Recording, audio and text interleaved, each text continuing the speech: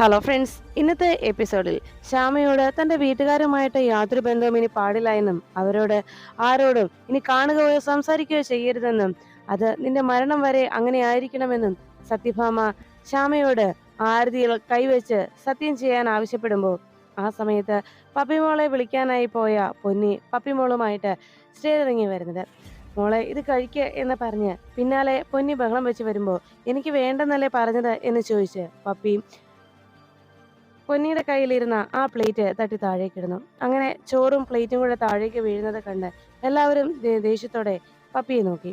Puppy ആകെ കലിതുള്ളി താഴെ സെറ്റിൽ വന്നിരിക്കുമ്പോൾ രോഹിത് ചോദിച്ചു, എന്താ പൊന്നി, എന്താ പറ്റിയത്? അപ്പോഴേക്കും പൊന്നി പറഞ്ഞു, ഭക്ഷണം കഴിക്കാൻ കൊടുത്തിട്ട് കഴിക്കുന്നില്ല സാർ. അപ്പോഴാണ് പപ്പി പറഞ്ഞത്, അച്ഛ ഞാൻ പറഞ്ഞതാണ് എനിക്ക് വേണ്ട എന്ന്, എന്നിട്ടും എന്നെ നിർബന്ധിച്ച് കഴിക്കാൻ നോക്കുകയാണ് എന്ന് പറഞ്ഞപ്പോൾ രോഹിത് പറഞ്ഞു, പൊന്നി ഞാൻ നിന്നോട് പറഞ്ഞിട്ടുള്ളതാണല്ലോ, ആ പപ്പിക്ക് ആഹാരം വേണ്ട സമയത്ത് അവൾക്ക് വിശക്കുമ്പോൾ അവൾ തന്നെ വന്ന് കഴിച്ചോളും, അവളെ നിർബന്ധിച്ച് കഴിപ്പിക്കാൻ നോക്കണ്ടായെന്ന എന്ന് പറഞ്ഞപ്പോ പൊന്നി പറഞ്ഞു, അത് അറിയാം സർ, പക്ഷേ ഇന്നത്തെ ദിവസം ജലപാനം പോലും നടത്തിയിട്ടില്ല പൊന്നി പപ്പിമോള്, അതുകൊണ്ടാണ് ഞാനിപ്പോ കുറച്ചെങ്കിലും ഭക്ഷണം കൊടുക്കാമെന്ന് വിചാരിച്ച് വായിൽ വെച്ച് ഉരുളയുരുട്ടി വായിൽ വെച്ച് കൊടുത്താലെങ്കിലും കഴിക്കുമോ എന്ന് നോക്കിയത്, എന്നിട്ടും കഴിക്കാൻ കൂട്ടാക്കുന്നില്ല, രാവിലെ മുതൽ ഒന്നും കഴിച്ചിട്ടില്ല സർ എന്ന് പൊന്നി പറഞ്ഞപ്പോ രോഹിത് ആകെ ഞെട്ടി. പപ്പിയുടെ അപ്പോഴത്തെ ആ പെരുമാറ്റം കണ്ട് എല്ലാവരും ആകെ ഞെട്ടലോടെ നോക്കി. അന്ന് മോളിന്ന് ഭക്ഷണമൊന്നും കഴിക്കാത്തത് എന്ന് രോഹിത് ചോദിച്ചപ്പോ പപ്പി പറഞ്ഞു, എനിക്ക് വേണ്ട, ഞാനൊന്നും കഴിക്കുന്നില്ല എന്ന് പറഞ്ഞപ്പോ എന്താ കാര്യം, മോള് എന്തിനാ ഇങ്ങനെ ബഹളം വെക്കുന്നത്, കാര്യം എന്താ എന്ന് രോഹിത് ചോദിച്ചു. അപ്പോഴേക്കും സത്യ പറഞ്ഞു, രോഹിത്തെ നീ ഇക്കാര്യം നോക്കിക്കോ, ഇല്ലെങ്കിൽ ഞാൻ സംസാരിക്കാൻ പോയാൽ അത് കൂടുതൽ പ്രശ്നമാകും എന്ന് പറഞ്ഞതും രോഹിത് വേഗം പപ്പിയുടെ അരികിൽ ഇരുന്നിട്ട് ചോദിച്ചു, മോളെ നീ എന്തിനാ ഇങ്ങനെ ദേഷ്യപ്പെടുന്നത്, എന്താ കാര്യം അത് പറ, മോള് ഇങ്ങനെ വാശി പിടിക്കുന്നത് എന്തിനാണ്? അപ്പോഴാണ് താൻ വാശി പിടിക്കുന്നതിന്റെ കാരണം എന്താന്ന് വാശി പിടിക്കുന്നതിന്റെ കാരണം അന്വേഷിച്ചപ്പോ പപ്പി സങ്കടത്തോടെ രോഹിത്തിനെ നോക്കി. അപ്പോഴേക്കും രോഹിത് പറഞ്ഞു, പപ്പി മോളെ നാളെ മോളുടെ ബർത്ത്ഡേ അല്ലേ, അതിന്റെ ഒരുക്കങ്ങൾ നടത്താനല്ലേ അച്ഛനിങ്ങി വന്നത്, എന്നിട്ട് മോൾ എന്താ ഇങ്ങനെ പിണങ്ങിയിരിക്കുന്നത്, അച്ഛനോട് കാര്യം പറ എന്ന് രോഹിത് ചോദിച്ചത് കേട്ട് പപ്പിയുടെ പിറന്നാളാണ് നാളെ എന്ന് അറിഞ്ഞതോടെ സത്യഭാമ ആകെ ഞെട്ടിത്തെറിച്ച് ചോദിച്ചു, ശരിയാണോ രോഹിത്, നാളെ പപ്പിമോളുടെ ബർത്ത്ഡേ ആണോ എന്ന് ചോദിച്ചപ്പോ അതെ എന്ന് രോഹിത് സമ്മതിച്ചു. അത് കേട്ടപ്പോഴേക്കും രാഘവൻ നായർ പറഞ്ഞു, അല്ലെങ്കിലും ഇവിടെ ഇപ്പോ പപ്പിമോളുടെ ബർത്ത്ഡേ ഒക്കെ ആഘോഷിക്കാനും ഓർത്തിരിക്കാനും ആർക്കാണ് സമയം? ആരതിയുടെ മുകളിൽ സത്യം ചെയ്യിക്കലാണല്ലോ ഇപ്പോൾ നിന്റെ ഇവിടുത്തെ പ്രധാന ഹോബി. അല്ല, ഇങ്ങനെ ഒരു നല്ല ദിവസമായിട്ട് നീ ഇവിടെയുള്ള ആർക്കെങ്കിലും സമാധാനം കൊടുക്കുന്നുണ്ടോ ഭാമേ എന്ന് രാഘവൻ നായർ ചോദിച്ചപ്പോ സത്യഭാമ, രാഘവേട്ട വെറുതെ എന്നെ ദേഷ്യം പിടിപ്പിക്കരുത് കേട്ടോ എന്ന് സത്യഭാമ ദേഷ്യത്തോടെ പറഞ്ഞു. അപ്പോഴാണ് പപ്പിമോളുടെ ബർത്ത്ഡേ ആണ് നാളെ എന്ന് അറിഞ്ഞപ്പോ പപ്പിയുടെ ആ ദേഷ്യവും ബഹളവും ഒക്കെ കണ്ടപ്പോ സത്യാമ്മ ചോദിച്ചു, എന്താ മോളെ, എന്താ കാര്യം, പപ്പിമോള് എന്തിനാ ഇങ്ങനെ ദേഷ്യം കാട്ടുന്നത്, എന്തു പറ്റി, എന്താ മോളുടെ വിഷമം എന്ന് ചോദിച്ചപ്പോ സത്യ തന്റെ കൂട്ടുകാരിയാണല്ലോ എന്ന് പപ്പി പറഞ്ഞു. എനിക്ക് ആകെയുള്ള ഒരു ഫ്രണ്ട് അല്ലേ, ആ ഫ്രണ്ടിനോട് ഒന്ന് ഫോണിൽ പോലും സംസാരിക്കാൻ എന്നെ സമ്മതിക്കുന്നില്ലല്ലോ ആരും എന്ന് ചോദിച്ചപ്പോ എല്ലാവരും ആകെ ഞെട്ടി നോക്കി. അപ്പോഴേക്കും സത്യഭാമാക ദേഷ്യത്തോടെ പറഞ്ഞു, അതെ, സത്യ ചീത്ത കുട്ടിയാ, അതുകൊണ്ടാണ് സത്യമായിട്ട് കൂട്ടുകൂടണ്ട എന്ന് പറഞ്ഞത് എന്ന് പറഞ്ഞപ്പോ പപ്പി പറഞ്ഞു, സത്യ ചീത്ത കുട്ടിയാണെങ്കിൽ ഞാനും ചീത്തക്കുട്ടി തന്നെയാ. അത് കേട്ടതും രോഹിത്തെ, ഒരു കാര്യം ഞാൻ പറഞ്ഞേക്കാം, ഇവളെ കാര്യങ്ങൾ പറഞ്ഞ് മനസ്സിലാക്കാൻ നോക്ക്, ഇല്ലെങ്കിൽ എനിക്ക് ദേഷ്യം വന്നാൽ എന്താ സംഭവിക്കുക എന്ന് ഞാൻ പ്രത്യേകിച്ച് പറയണ്ടല്ലോ എന്ന് സത്യഭാമ രോഹിത്തിനോട് ചോദിച്ചു. അപ്പോഴേക്കും രോഹിത് അതെല്ലാം കേട്ടിട്ട് പറഞ്ഞു, മോൾ എന്തിനാ ഇങ്ങനെ വാശി പിടിക്കുന്നത്, എന്താ കാര്യം എന്ന് മോൾക്കറിയാവുന്നതല്ലേ, പിന്നെയും ഇങ്ങനെ വാശി പിടിക്കുന്നത് ശരിയാണോ പപ്പി എന്ന് ചോദിച്ചു. അപ്പോഴേക്കും രാഘവൻ നായർ പറഞ്ഞു, അല്ലെങ്കിലും ഭാമേ, നീ എന്നാ ഇവിടെ ഇവർക്ക് സമാധാനം കൊടുത്തിട്ടുള്ളത്? ഇന്ന് ശരിക്കും പപ്പിമാളുടെ പിറന്നാളെന്ന് പറഞ്ഞാൽ ഈ വീട്ടിൽ ഏറ്റവും സന്തോഷം നിറഞ്ഞ ദിവസമാണ്, വലിയ ആഘോഷം നടത്തേണ്ട ദിവസം, എന്നിട്ട് അങ്ങനെ ഒരു ദിവസം വരാൻ പോകുന്നിട്ടും ഇവിടെ എന്താ സംഭവിക്കുന്നത്? അവൾക്കോ അവളുടെ അമ്മയ്ക്കോ അല്പമെങ്കിലും മനസ്സമാധാനം നീ കൊടുക്കാറുണ്ടോ ഭാമേ എന്ന് ചോദിച്ചു. ശ്യാമ ആകെ വിഷമത്തോടെ തലകുനിച്ചങ്ങൾ നിൽക്കുമ്പോ സത്യഭാമ രാഘവ നേരെ നോക്കിയിട്ട് പറഞ്ഞു, രാഘവേട്ട, അത് ഞാൻ മനഃപൂർവ്വം ചെയ്യുന്നതല്ലോ, ഓരോന്നും വരുത്തി വെക്കുന്നതല്ലേ എന്ന് ചോദിച്ചപ്പോ രാഘവ നായർ പറഞ്ഞു, ഭാമേ നീ എന്താ ഈ പറയുന്നത്? ആ കൊച്ചുകുട്ടിയുടെ സങ്കടം കണ്ടില്ലേ, ഇത്രയും നല്ലൊരു ദിവസം ആ കുഞ്ഞിന് നീ സന്തോഷം നൽകാൻ നീ ആഗ്രഹിക്കുന്നുണ്ടോ? അവൾ ആഗ്രഹിക്കുന്നത് അവളുടെ കൂട്ടുകാരി ഒന്ന് ഫോൺ ചെയ്യണമെന്നല്ലേ, അല്ലാതെ വേറൊന്നും അവൾ പറയുന്നില്ലല്ലോ, അതെങ്കിലും നിനക്ക് ചെയ്ത് കൊടുത്തൂടെ ഭാമേ എന്ന് ചോദിച്ചപ്പം സത്യഭാമ ആകെ ദേഷ്യത്തോടെ ഇരുന്നിട്ട് പറഞ്ഞു, ഓ ശരി, എന്നാ ഞാനായിട്ട് ആരുടെയും സന്തോഷം ഒന്നും ഇല്ലാതാക്കുന്നില്ല എന്ന് പറഞ്ഞ് സത്യഭാമ അങ്ങനെ മുഖം തിരിച്ചിരിക്കുമ്പോൾ രോഹിത്തിനോട് പപ്പി ചോദിച്ചു, ശരിയാണോ? അച്ഛമ്മ സമ്മതിക്കുവോ? സത്യമ്മ സമ്മതിക്കുവോ എനിക്ക് സത്യയെ വിളിക്കാനായിട്ട് എന്ന് ചോദിച്ചു. ഉടനെ സത്യഭാമ ഞാന് അതിന് ഇപ്പൊ തന്നെ സമ്മതിച്ചല്ലോ എന്ന് പറഞ്ഞപ്പോ രാഘവൻ നായർ പറഞ്ഞു, രോഹിത്തെ നീ കൊച്ചിന് സത്യമോളെ വിളിച്ചു കൊടുക്കുക എന്ന് പറഞ്ഞു. അത് കേട്ടതും രോഹിത്ത് വേഗം തന്റെ ഫോൺ എടുത്ത് പപ്പിയുടെ കയ്യിലേക്ക് കൊടുക്കുന്നു. പപ്പി ഉടനെ തന്നെ സത്യയുടെ ഫോണിലേക്ക് വിളിച്ചു. അപ്പോഴേക്കും രോഹിത്ത് ചോദിച്ചു, അല്ല എന്താ നീ സത്യയോട് പറയാൻ പോകുന്നത്? എന്ത് പറയാനാ മോൾ ഉദ്ദേശിക്കുന്നത് എന്ന് ചോദിച്ചപ്പോ പപ്പി പറഞ്ഞു, ഞാൻ സത്യയെ ഇങ്ങോട്ട് ക്ഷണിക്കാനാ പോകുന്നത്, ബർത്ത്ഡേക്ക് വരാൻ പറയാനാണ് എന്ന് പറഞ്ഞു. അത് കേട്ട ഉടനെ തന്നെ സത്യഭാമ ദേഷ്യത്തോടെ നോക്കി. പപ്പി വേണ്ട, ഇങ്ങോട്ട് ആരെയും ക്ഷണിക്കണ്ട, ഇവിടേക്ക് ക്ഷണിക്കാനല്ല ഞാൻ നിന്നോട് പറഞ്ഞത്. നീ ഇവിടെ നിന്ന് ആരെയും ഇങ്ങോട്ട് ക്ഷണിക്കുകയും വേണ്ട, സംസാരിക്കാനുള്ള അനുവാദം നിനക്ക് തന്നത് എന്ന് പറഞ്ഞപ്പോ രാഘവൻ നായർ പറഞ്ഞു, ഭാമേ നീ പറഞ്ഞതേ ഉള്ളൂ, ഇപ്പോ കൊച്ചിന് വാക്ക് കൊടുത്തതാണ്, കൊച്ചിന്റെ സന്തോഷത്തിലൊന്നും നീ തടസ്സം നിൽക്കില്ല എന്ന്, എന്നിട്ടും നീ ഇങ്ങനെ പറയുന്നത് എന്താ ഭാമേ, ഇങ്ങനെ പെരുമാറുന്നത് എന്താ എന്ന് രാഘവൻ നായർ ദേഷ്യപ്പെട്ടു. രാഘവൻ നായർ ദേഷ്യം കണ്ടതോടെ സത്യഭാമ വീണ്ടും മുഖം കറുപ്പിച്ചു. ഒരു കാര്യം ഞാൻ പറഞ്ഞേക്കാം, എനിക്ക് വലിയ താല്പര്യമുള്ള കാര്യമൊന്നുമല്ല, പിന്നെ കുഞ്ഞിന്റെ സന്തോഷത്തിന് മാത്രമാ എന്നിങ്ങനെ പറഞ്ഞപ്പോ പപ്പി പറഞ്ഞു, എന്നാ നമുക്കൊരു കാര്യം ചെയ്യാച്ചാ എന്ന് പറഞ്ഞു. പപ്പി ഫോൺ ചെയ്യാൻ ഇങ്ങനെ ആഗ്രഹിച്ച് കാത്തിരുന്നിട്ടും സത്യ കോൾ എടുക്കുന്നില്ല. ഇത് കണ്ടതോടെ പപ്പി ആകെ നിരാശയോടെ പറഞ്ഞു, അതെ സത്യ ഫോൺ എടുക്കുന്നില്ല. അപ്പോൾ രോഹിത് പറഞ്ഞു, ഇനി വീട്ടിലായതുകൊണ്ട് ചിലപ്പോൾ ശ്രദ്ധിച്ചിട്ടുണ്ടാവില്ല, ഫോൺ മറ്റെവിടെയെങ്കിലും ആയിരിക്കും, സത്യമോൾ കളിച്ചു നടക്കുമായിരിക്കും, പിന്നീട് വന്ന് കാണുമ്പോൾ വിളിച്ചോളും എന്ന് പറഞ്ഞു. അത് കേട്ടതും സത്യയോട് ഇക്കാര്യം പറയണമെന്ന് നിർബന്ധമുള്ളതുകൊണ്ട് പപ്പി പറഞ്ഞു, എന്നാ ഒരു കാര്യം ചെയ്യാച്ചാ, നമുക്ക് സത്യയുടെ വീട്ടിൽ ചെന്ന് വിളിക്കാം, അതല്ലേ നല്ലത് എന്ന് ചോദിച്ചു. അത് കേട്ടതും സത്യഭാമ പറഞ്ഞു, വേണ്ട പപ്പി, അത്ര കാര്യങ്ങളൊന്നും വേണ്ട, ആ വീടുമായിട്ട് ഒരു ബന്ധവും വേണ്ട താനും, അതുകൊണ്ട് സത്യയെ വീട്ടിൽ പോയി വിളിക്കൊന്നും വേണ്ട എന്ന് സത്യഭാമ ദേഷ്യത്തോടെ പറഞ്ഞു. അപ്പോഴേക്കും രാഘവൻ നായർ പറഞ്ഞു, ഭാമേ നീ വീണ്ടും നിന്റെ വാക്ക് തെറ്റിക്കുകയാണ് കേട്ടോ, നീ കുഞ്ഞിന് വാക്ക് കൊടുത്തതാണ് കുഞ്ഞിന് ഇഷ്ടമുള്ള കാര്യങ്ങൾ ചെയ്തോളാൻ, എന്നിട്ട് നീ അതിനിടയിൽ കയറി വീണ്ടും പ്രശ്നങ്ങൾ ഉണ്ടാക്കുകയാണോ ഭാമേ എന്ന് ചോദിച്ചു. അത് കേട്ടതും ഉടനെ സത്യഭാമ ചാടി എഴുന്നിട്ട് പറഞ്ഞു, നിങ്ങൾ എന്താന്ന് വെച്ചാൽ കാണിച്ചു, പക്ഷേ വീട്ടിൽ പോയി വിളിക്കുന്നതിനോടൊന്നും എനിക്ക് ഒട്ടും യോജിപ്പില്ല എന്ന് പറഞ്ഞ് സത്യഭാമ കലിതുള്ളി അകത്തേക്ക് പോന്നു. അതിനുശേഷം പപ്പി സത്യമോളെ വിളിക്കാനായി ശാലിനിയുടെ ഫോണിലേക്ക് വിളിക്കാൻ തീരുമാനിച്ചു.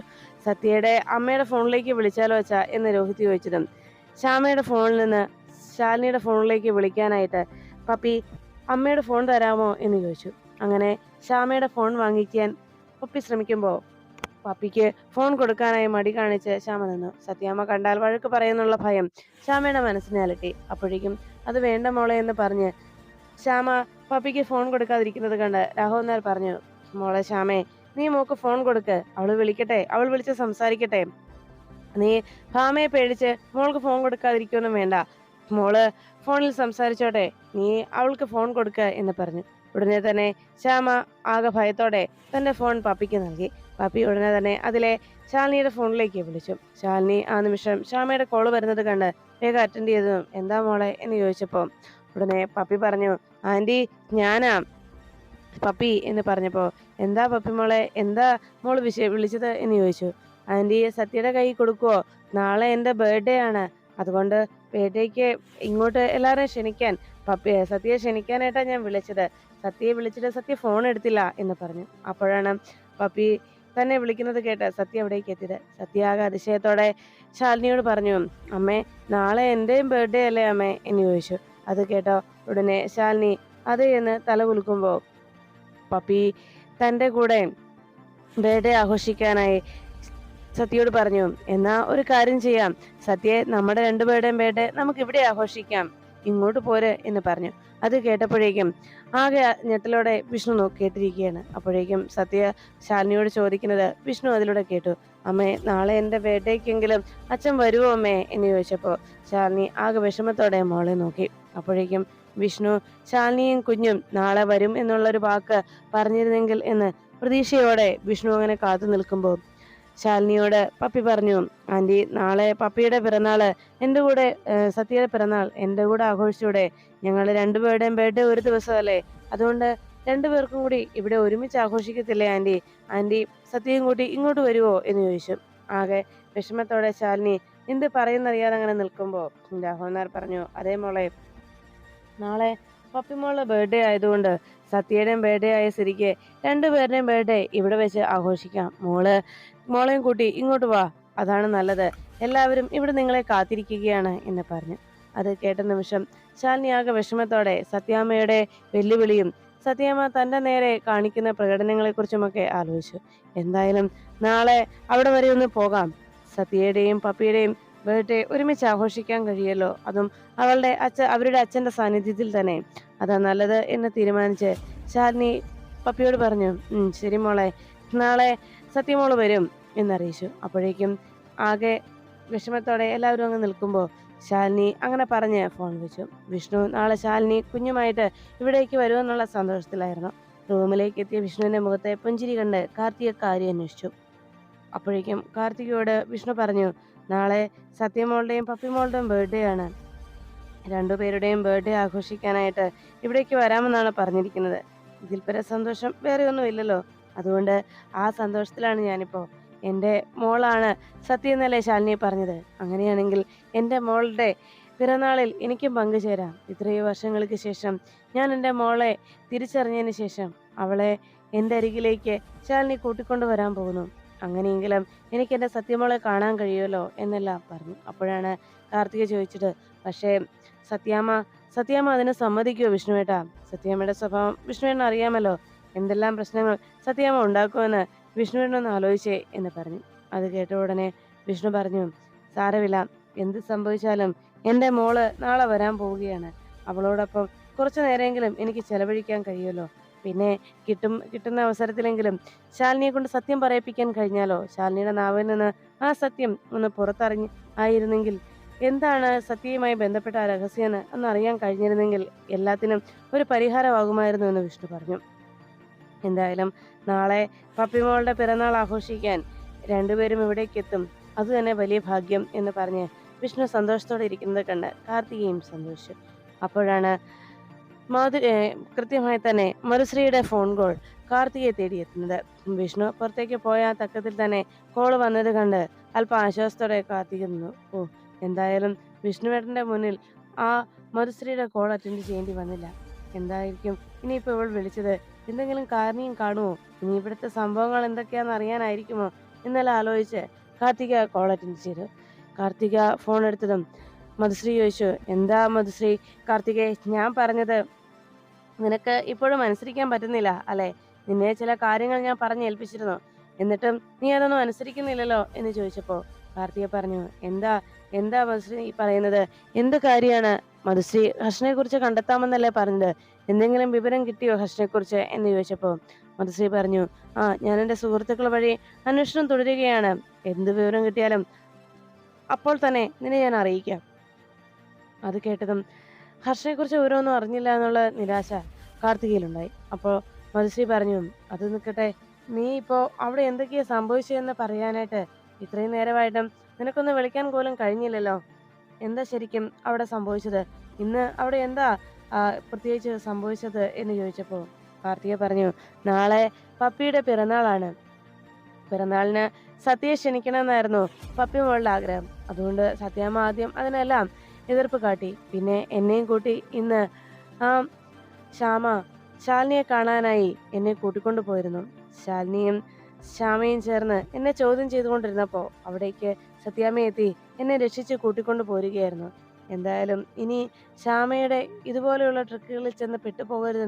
നിനക്ക് ഇത്രയ്ക്ക് ബുദ്ധിയില്ലാതായോ? പെട്ടെന്ന് അവൾ നിന്നോട് സ്നേഹം കാണിച്ചപ്പോ അത് നിന്നോടുള്ള സ്നേഹ കൂടുതലുണ്ടാണെന്നാണോ നീ കരുതിയത് എന്നെല്ലാം ദേഷ്യത്തോടെ മധുശ്രീ ശ്യാമയോട് ചോദിച്ചു. അതെല്ലാം കേട്ടതും ശ്യാമ പറഞ്ഞു, അതല്ല, എനിക്ക് അപ്പോ ആ ശ്യാമ തന്നെ വിളിച്ചപ്പോ എനിക്കന്നേരം അവൾ എന്തെങ്കിലും കുരുക്കൊപ്പിച്ചിട്ടാ വിളിക്കുന്നത് എനിക്ക് തോന്നിയില്ല.